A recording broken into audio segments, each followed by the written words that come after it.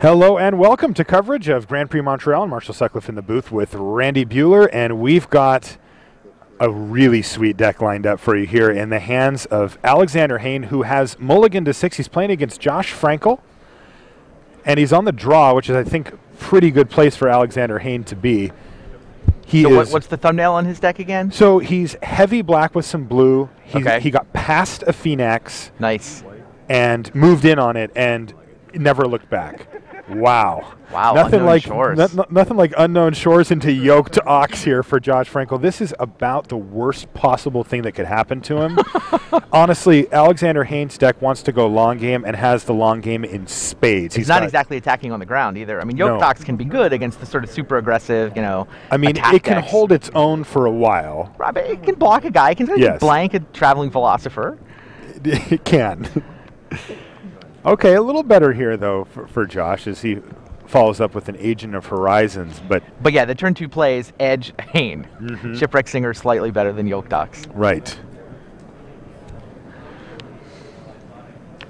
And there's Siren of the Silence song. So right away the pressure's on, and Josh Frankel's going to need to find a way to interact with that.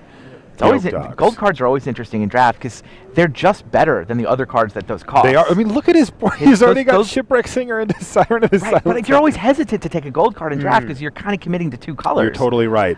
So what happened to Hayne is he got past Phoenix, which you're not hesitant to take because that one actually rewards you. Absolute total bomb. And then he got shipped Siren Song as well. I mean, if people are passing Phoenix, it's the kind of table where you can get past Shipwreck Singer. Exactly. Like if you're the only person in one of those gold color combinations, you can get 9th pick Horizon Chimeras, and the gold cards will come around if you're the only one who wants them. And I'm convinced that he's not only the only player in this color pair, I think he was the only player in black at his table. Really? Yeah, I mean, he had an early pick between Gray Merchant, Baleful Eidolon, Sip of Hemlock. He decided on Gray Merchant, and both the Eidolon and the Sip came back. It's just, like, very, very tough. No spoilers. We're going to show the draft. Oh, yeah, right. Shipwreck Singer's just attacking. Yeah. Fine. Alex is okay with trading damage at this point. He's got a lot of tough. He's got a lot of high toughness creatures for the ground as well. And right now he's just forced to run out an Adunos River Trawler, though, for no value. Yeah, you described him as heavy black, and I only see 1 swamp. I don't know if that's pinching his draw at all. Yeah, it could be. I mean, whatever. Shipwreck Singer. Yeah, it'll be interesting. I'm not really sure. Look, I mean, he's definitely playing his blue stuff. He's got Shipwreck Singers. Those have blue. You can see the 2 cards he's got on the battlefield with blue. So he probably had to move his mana base over. But if we counted mana symbols, I'd say definitely. Oh yeah, we haven't seen the lists. You're just speculating based on the draft you watched. That's right. And believe me, he has a lot of playables to work with as well. All right, here's Agent of Horizons. It's going to pick up Leaf Crown Dryad, and he's actually just going to battle with it here.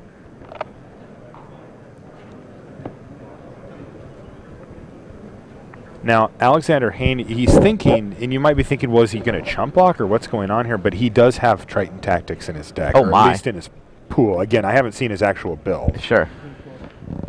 I don't think Triton Tactics stays in the sideboard very often when you have islands. That's correct. Okay, so the Siren untaps and triggers. Josh is going to have to discard. It's so good. I mean, 2-power flying for 3 is already a relevant body. Yeah, and mill him for 1 and discard. We couldn't see the discard. It was off camera. I don't know if...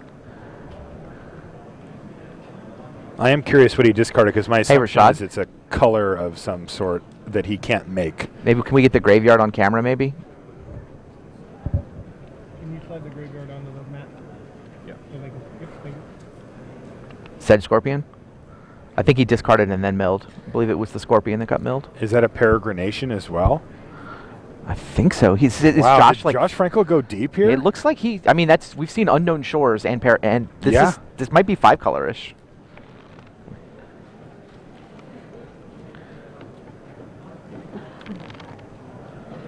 I see 2 white cards and a blue card in Josh's hand, which doesn't pair particularly well with his forest. Alex is really taking a lot of time to decide how he wants to handle this next attack step here. Well, I mean, the agent can race. He can get blue mana off the Unknown Shores. I mean, it's 5-power unblockable. It is. That's a 3-turn clock.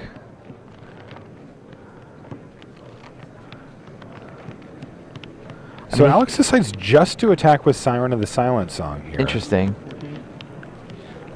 I mean, he can shrink the agent with Shipwreck Singer, but he can only...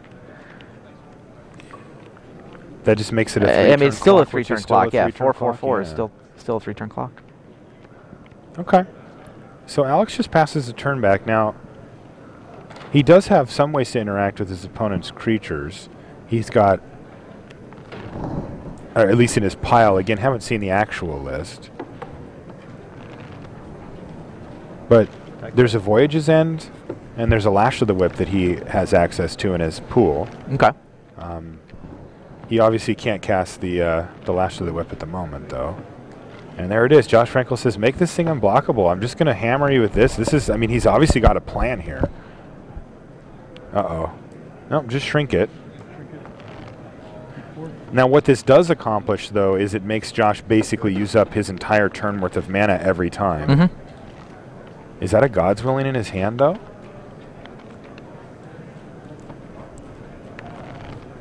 He discards Setessan Battle Priest and then reveals a Mistcutter Hydra, or mills a Mistcutter Hydra as well.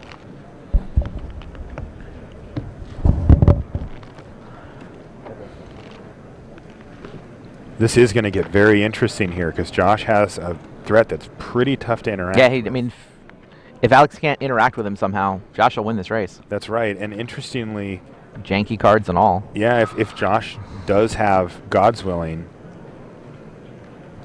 that could put it away for him potentially if Alex is trying to set up. Basically for forces Alex to have 2 ways to interact with him, right? Right. And Siren's, quickly. Yeah, Siren's not going to have time to knock Josh's hand away.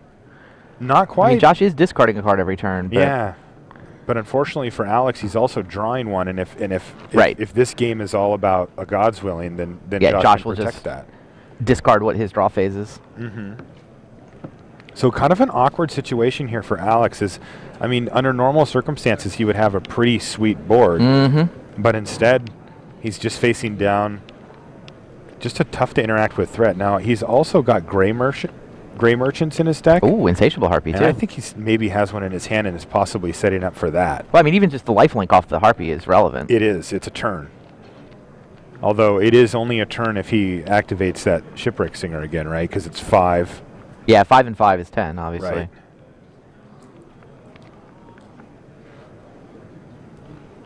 So if he activates it once Gray Merchant over the would be next super 2 sweet, turns, though. yeah, the Gray Merchant. If he draws his Gray Merchant, 1, 2, 3, Yeah. 4, 5, 6, 7. I think he might have a Gray Merchant in his hand. He's got. It's lethal if he has it. Like he wins 1, 2, next 3, turn. 4, 5. So that would explain, running out the Harpy here. I mean, the Harpy, because it also gets to attack, in That's addition right. to having 2 black symbols. That's right. He left back the Adunos River Trawler to force Josh Frankel to use his mana Exactly. to make his Exactly. guy unblockable. You want to spend your mana to be unblockable, or do you want to let me chump block? That's right. Even with the chump block, is Gray Merchant still lethal? I think it is. 6, 5 in the air, and then 6 from the Merchant. That's 11. Yep. All right. That's it. Ooh, so this is going to get very interesting here, but I don't think Josh really has a big choice No, here. He just has to this say, is his look, line. is this good or not? Like he can't beat Gray Merchant. No. He doesn't know about it anyway. He couldn't beat it even if he did know about it. All right, pass the turn back Single white mana for Josh. and make you discard another card. So Yup. also Alexander Hayne is garnering information here. He sees a Tromper and Is that Chosen? chosen by Heliod, yeah. And This is now, the is this the pre-I kill you look, or Yes. is this the pre-I'm Yes. dead look? No, this is... Because I haven't seen He's not the Gray dead. Merchant for sure. He's not. I mean, Insatiable Harpy plus activating Shipwreck Singer buys him a turn, so You're he's right. not dead. So this is not This the is pre-I'm absolutely. dead. Let me write down every card I've seen, then so that kill next you. game I'll know what's going on. When I sideboard, I'll know what's going on. Wow. Oh, man. Alexander Hayne does not miss a trick. Yeah, he can't. I mean, white mana. There's nothing. If Hayne has the Gray Merchant, we think he does. 5, 6, 5. 6, 2, 4, and there it Bang. is. Gray Merchant with only Jeez. 1 white mana. There's not much Josh Frankel can do here. Gray Merchant says, Except "Hi, for remember scoop up me? his cards." I was Yeah. awesome in Triple Theros. Yeah. There aren't any of me in the Born of the Gods pack, but you know what that means? That means now not everyone's black, and sometimes I get passed." Yes, it's true. there are people who like black in this format. I mean, it's not particularly good in Born, but like if you can move into black, if you said Alex might be the only black drafter at this table. It's possible based on what we saw. Yeah. Yeah, you definitely get past a lot more gray merchants than nowadays than you used to before Born of the Gods came out. Yep. It's definitely an interesting gambit. Like if black is open, it's just, you can definitely get paid off if you move in. If blue-black is open, you can get paid off by getting past Shipwreck Singer. Wow. That'll be a fun draft to watch. Yeah. Yeah, after the round. You guys should be excited to see that. If you want to see BDM and I just about as giddy as we get, that's the draft to watch right there. Right, so we also recorded Gerard Fabiano's draft. Yes. He was 9-0, so he was on table 1. Yep. And we'll show that draft after round 11. Yeah. And then there'll be time for 2 more drafts. Indeed. It's a good day today. Oh, yeah. A lot of drafts. Drafts are... This is the way, I mean, I think both you and I, this is the way we play Magic. This is, absolutely. Booster Draft is an awesome format. There's a lot to learn, too. I mean, it seems like in something like Standard Constructed, it's easier to just kind of grab the latest list and play it reasonably, but I love the way Booster Draft forces you to think on your feet. You have to. You have to innovate, right? You have to be able to kind of think and say, okay, because you don't get exactly the same situation twice. Right. I mean, you get tendencies like, oh, okay, black was, I got past this. I'll do this thing. Yep. And it also challenges different aspects. I mean, you have to be a deck builder when you draft. You don't get to just be somebody who just picks up a list and plays. You also have to understand how mana bases work, how balancing power versus consistency works. It just challenges you on a lot of different levels. And then the gameplay is also it's a lot more varied and diverse than you'll see in constructed formats. On our back table, there's Shahar Shenhar versus Valentin Mako. He's actually from Austria. I said Germany earlier, but he's I knew he was Austria. European. Yeah. That makes sense. I guess Shahar is also European. He is. His family hails from Israel. He's... Oh, can we peek in on their game? Yeah. Absolutely. That's fine. Let's we just just see what want we to can take a see. look. Yeah. Whoa. Shahar's on the left. Looks like red-white aggro heroic. I don't know if this is game 2 or game 1. And Shahar looks like he's tapping down a bunch of things here with a Glimpse of the Sun God. And triggering his own favorite Hoplite so that it'll get a +1/+1 counter. Right. That probably is that an Agent of the Fates there? Ugh. Oh, that's scary. Jeez. That was so good. So it's probably Mackle's end step, given that Shahar's tapping down his own Hoplite? It does feel like that. Uh-oh. Is this going to be a Freaka's Cure here? No, Bile Blight. The big one. Yeah, so life totals we don't have. We're just taking a quick look in just to see how things look.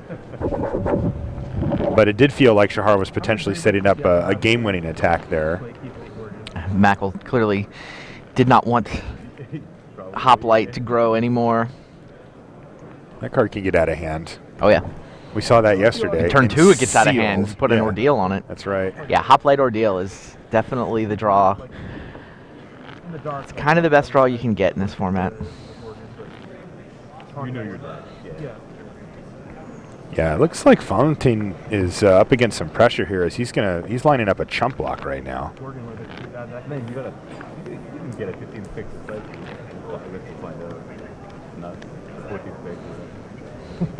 Two ranked players left. Oh, Spark Jolt.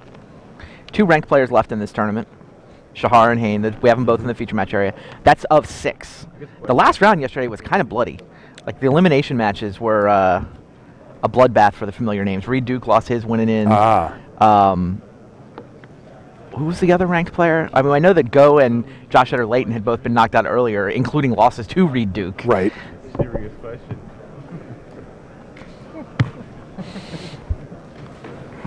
I'm blanking on the 6th ranked player. I know we had 6.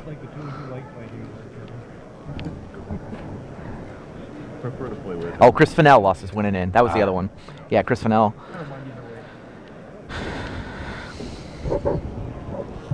Looks like Valentin's going to go for Cavern Lampad on his Agent of the Fates. All right, we're back over to our main match. There we here, go. Though. Yeah, Josh Frankel definitely went deep with this draft. He did. I see he's got an Elspeth in his hand there. That's a good one. Yeah, that can do some work, though. I have to say it doesn't line up particularly well against Alexander this looks like the kind of deck where like he was not white, and then he opened Elspeth. Yes. And then he was white. And then he was white. That could definitely be the case. That's a pretty solid read, I think. And Hey, look. A Shipwreck turn 2 Singer. Shipwreck Singer again. What do you have? 2 of those?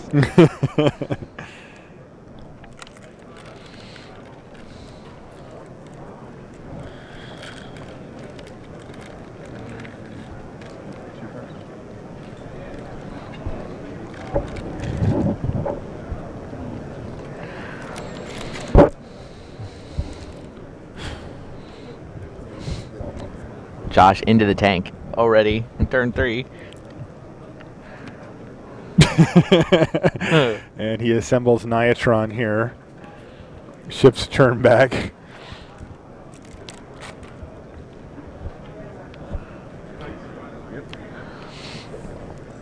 And Shipwreck Singer's going to battle for 1. So not a lot of action in the early stages here from either player, which definitely favors Alexander Hayne. And he's just going to run a Baleful Eidolon out there. Do have the deck list now, and Josh Franco's deck list in the basic land area. There's a lot of scribbling. Oh no! There's a lot of mind changing. He wound up with the good old-fashioned 7-6-2-1. Ah, the 7-6-2-1 with the shores. Yeah. And a Traveler's Amulet. Yeah, so he's green-white man. base. Green-white base, 2 mountains and an island. That is too funny. And then no swamps. You said you thought Hayne might be the only black drafter. Not even the 5-color guy was competing with him for black cards. 4-color guy. And Josh is doing the online player shuffle here. You can tell who has spent hundreds of hours shuffling physical decks and who hasn't. That is the shuffle of a streamer. Indeed. So the blue splash is Sea God's Revenge. Untap your lands every turn yourself. A fine card, probably worth putting an island in your deck for, especially when you have Agent anyway. Yeah. Oh, the red splash is for Forge Stoker Dragon. And Josh has played his 4th land of the game and still done absolutely nothing. He played a Traveler's Amulet. Yeah, that's gone. He cracked that so he could get whatever, I guess his 2nd white source so he can land Elspeth on turn 6. Yeah. But yeah, Elspeth, interestingly, not super amazing against Alex. I mean, obviously still incredibly powerful. Sure. But like Shipwreck Singer does a nice job on the tokens. Oh, geez, I'm looking at Hayne's deck list. Now I don't want to spoil. Do you want me to hold your hand? Like it gets a little awesome. I think I'll let people watch him draft these cards. All right. So there's Return Centaur though to start to get things moving forward as well. I am curious about one card from Hayne. Yeah, he did it. I wasn't sure if he did it. He did it. Of course he did it.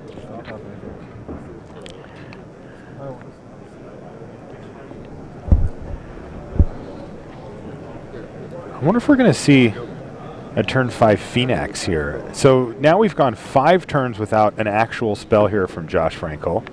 A meaningful spell. Yeah. Traveler's Amulet technically a spell. Doesn't count? I said actual. Okay. There it is, turn 5 Phoenix. Now, Phoenix is not alive yet.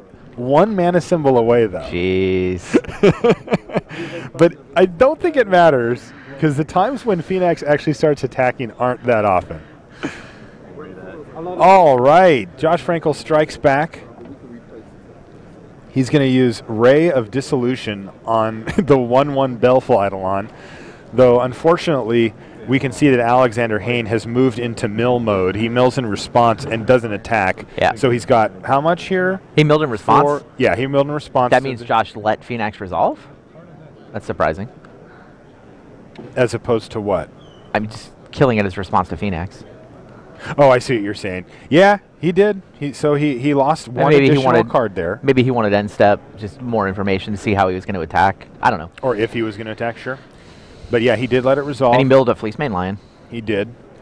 And he's going to be able to mill 6 cards this turn, untap, mill at least 6 more. This isn't going to take very long. This is not going to take very long. You know, this is why Phoenix is so ridiculous. Yeah, I mean, one of the quick questions that we're going to be showing you guys later. I talked to a bunch of pros and locals here. you know, one of the questions I asked was, what's the best card in Limited for Born of the Gods? And at least one person did say Phoenix. You'll get to see who it is seems later, a little polarizing. Like, some people are like, oh my God, Phoenix is the best card in the format. Other people are like, well, it doesn't really help. It's good on a stalemated board. Yeah. It doesn't affect the board. Right. Like, the drawback to Phoenix is he tapped 5 mana, and he had basically no impact on the board. Yeah. Now, he's ahead here, so he didn't need to have an impact on the board. But if they'd been, you know, if he'd been taking damage from Josh Frankel or something along those lines, then it wouldn't have helped. Right. So here's Josh. He's going to play out Elspeth. What does Elspeth do here? Nothing. It's just, so that's the real issue that he's facing. Some 1/1s? This is like the pride Elspeth, right? This is like the, well, I did open an Elspeth, so. And his Fleecebane line in his graveyard, too. He's got some top end to his deck. Yeah. But I mean, he can't, like, Phoenix is not a creature and is also indestructible if it was. So so the minus ability on Elspeth doesn't do anything. So we're just plussing to get some soldier tokens and trying to basically race Phoenix, and that is just not going to happen. No way. Yeah, it's just not going to happen. Yeah, I mean, he basically needs to make a bunch of tokens and then go ultimate with Elspeth, and he does not have that many turns. Yes, and that is not going to happen. So instead, he's going to get milled for 6. Yep. Milled at least for 6. And if Alexander Hayne can find, let's see, 2, 4, 5, 6, if he can find, so 2, 4, 2 pips. Yeah, if he can find like a Gray Merchant here, then he can mill him for 4, 11, yeah, just 2 pips 15, will turn Phoenix 17. on. You're not even going to attack with the indestructible Phoenix, right? You're just milling. More toughness. You're just milling, yeah. And he's got 7 toughness, too. Yeah, and turning Phoenix into a creature is huge because that represents a mill of 7 that you don't normally have access to. And that's going to do it. That's enough. Do you have anything? That is enough. What? This is just nasty. Wow. Raised by Wolves Island and an unknown card there. But like I said, it's 7, 11, 12, 13, 14, 16 cards that he can mill this turn, and of course 16 the next turn as well. It's Karametra's favor in a forest. So Frankel's got one more draw phase? He has a draw phase to draw. I have no idea what. I mean, he an Unravel the Ether, something along those lines. Yeah, something along those lines. He has to get Phoenix off the board. That's right. He needs like a remove from an exile effect or a reshuffle enchantment Fade effect. into Antiquity.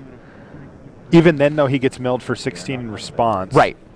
And I don't know what his library's at, but that's going to start getting pretty close. I mean, remember, it is close. The thing about Phoenix, and the reason why people mentioned it with that question from yesterday is because in Limited, people are running 40-card decks, and 16 represents, you know, in this case, almost half of their deck. And he's already milled for quite a bit. He got 4 off of the Return Centaur, and then it's time for Hayne to count as well. Yeah, yeah, this is okay. Let's see if we can count 16? 3, 4, 5, 6, 7, 8, 9, 10, 11, 12, 13, 14, 15, 16. 16 or 17, I couldn't quite tell, but this should just be game. I got 16. I think Hayne is just going to do it and say, kill you.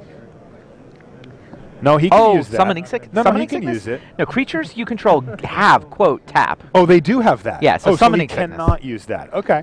Yeah, can't use the Disciple. All right, I forgot about that. So Frankel gets it's not this actually one draw 16, phase. it's 13, so he does get a draw step here. Sedge Scorpion. Was that? So now he can go. Technically, he does get an additional draw step. Yes, he does. He just dies at the end of it. So now Hayne can go 13-13.